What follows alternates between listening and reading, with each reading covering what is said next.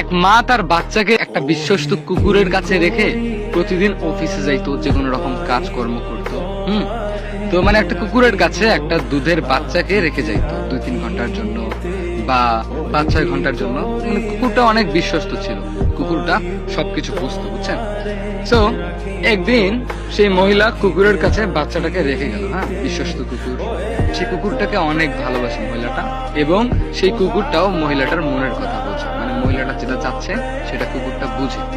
তো একদিন সেই মহিলাটা অফিসে গেল, অফিস থেকে এসে সোজা রুমে ঢুকেই দেখতে পেল অনেক রক্ত পড়ে আছে নিচের মধ্যে।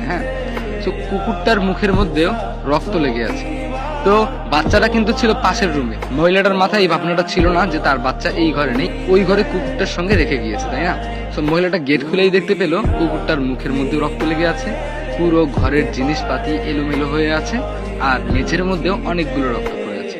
তো মহিলাটা কোনো কিছু না ভেবে অনেক চিৎকার করে, অনেক মানুষকে ডেকে নিয়ে এসে তার সেই বিশ্বস্ত কুকুরটাকে মারতে মারতে মেরে ফেলে। তো মহিলা কান্না করতে করতে বেহুশ হয়ে যায়। তারপরে একটি লোক তার পাশের রুমে গিয়ে দেখে তার বাচ্চা বিছানার উপরেই শুয়ে আছে। মানে বাচ্চাটির কিচ্ছু হয়নি, বিছানার উপরেই শুয়ে আছে। বরঞ্চ বাথরুমের মধ্যে গিয়ে দেখে এক লোক, মানে ওর বাসায় একজন ডাকাত ঢুকেছিল। সো বাচ্চাটাকে আর পুরো বাড়িটাকে প্রোটেক্ট করার জন্য কুকুরটি মানুষটিকে কামড়ে দেয়, মানুষটাকেও কুকুরটি কামড়ে মেরে ফেলে। আর সেই লোকটার মরা দেহ পাওয়া যায় বাথরুমের মধ্যে।